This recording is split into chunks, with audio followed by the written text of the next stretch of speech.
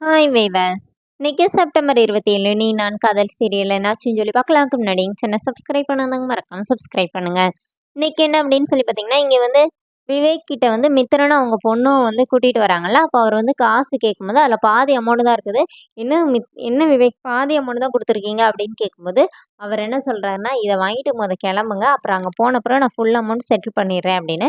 இப்போ மித்ரனோட பொண்ணு என்ன சொல்றாங்கன்னா, என்ன சார், உங்களை விட பல மடங்கு கோடீஸ்வரங்களா இருக்கிற ஆகாஷ் அவங்க அவங்க கிட்ட போய் நாங்க உண்மைய சொல்லிட்டோம்னா, எங்களுக்கு இத விட பெரிய அமௌண்ட் கிடைக்கும் அப்டின்னோனே, "அப்படியா சொல்றீங்கன்னு?" சொல்லிட்டு விவேக் கூட 4, 5 ரவுடீஸ் வச்சிருக்கிறாரு. எல்லாருமா சேர்ந்து மித்ரனையும், அவங்க பொண்ணையும் போட்டு அடிக்கிறாங்க. அவங்க பொண்ணுக்கு வந்து மயக்க மருந்துலாம் குடுத்து மயக்கமாக வச்சுர்றாங்க.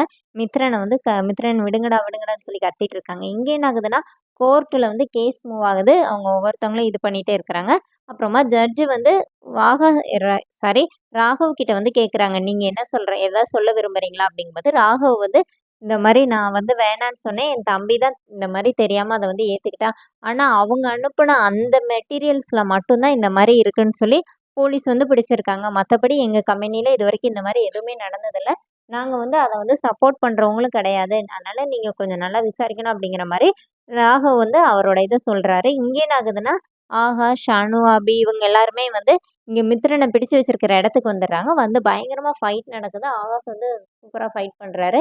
அனுவும் அவங்களும் அபிய வந்து கட்டையெல்லாம் எடுத்து வச்சு அடிச்சு இது பண்ணிட்டு இருக்கும்போது, விவேக் வந்து மித்ரன் மாட்டுனா பிரச்சனை ஆயிரும்னு சொல்லிட்டு அவர ஷூட் பண்ணிடுறாரு. அப்புறமா அபி வந்து விவேக் அடிக்கிறாங்க. அதுக்குள்ள விவேக் அங்கருந்து எஸ்கேப் ஆயிடுறாரு. மித்ரன வந்து ஷூட் பண்ணிட்டு அவரு எஸ்கேப் ஆயிடுறாரு. இங்க என்ன ஆகுது அப்படின்னு சொல்லி பார்த்தீங்கன்னா, கோர்ட்ல தீர்ப்பு சொல்றாங்க. இந்த மாரி உங்களுக்கு எதிராட்டு எந்த ஆதாரமும் சரியா இல்லாதனால, ராகவ் தான் அந்த தப்ப செஞ்சிருக்கிறாரு அப்படின்னு சொல்லும்போது, அபி உள்ள என்டர் ஆகுறாங்க. நிறுத்துங்க, என்கிட்ட அந்த ஆதாரம் இருக்கு. என் மொபைல்ல எல்லாமே இருக்குன்னோனே, எதுவா இருந்தாலும் கூண்டுல ஏறி பேசுங்கன்னோனே, இப்ப அபி அவங்க மொபைல குடுக்குறாங்க.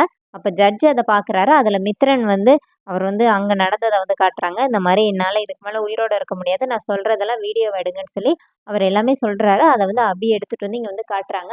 அதோட என்னோட எபிசோட் ரன் பண்ணிட்டாங்க. நெக்ஸ்ட் வீக் என்ன அப்படின்னு சொல்லி பார்த்தீங்கன்னா, அந்த ஜட்ஜ் என்ன சொல்றாங்கன்னா, இந்த எவிடன்ஸ் பத்தாது அப்படிங்கிற மாரி சொல்றாங்க. அதுவும் இல்லாம அங்க இருக்கிற லாயர் என்ன சொல்றாருன்னா, அதுல எதுவுமே கிளியரா இல்ல அப்படின்னு சொல்லும்போது, ஜட்ஜ் என்ன சொல்றாங்கன்னா, இந்த மாரி இதுல வந்து எந்த எவிடன்ஸுமே உங்களுக்கு வந்து கிளியரா இல்ல அவங்க சொல்றது. அதுவும் இல்லாம இந்த ஆதாரம் போதாது அப்படிங்கிற மாரி சொல்லிட்டு, தீர்ப்ப சொல்ல ஆரம்பிக்கிறாங்க. அதோடயே அந்த ப்ரோமோ எண்ட் பண்ணியிருக்காங்க.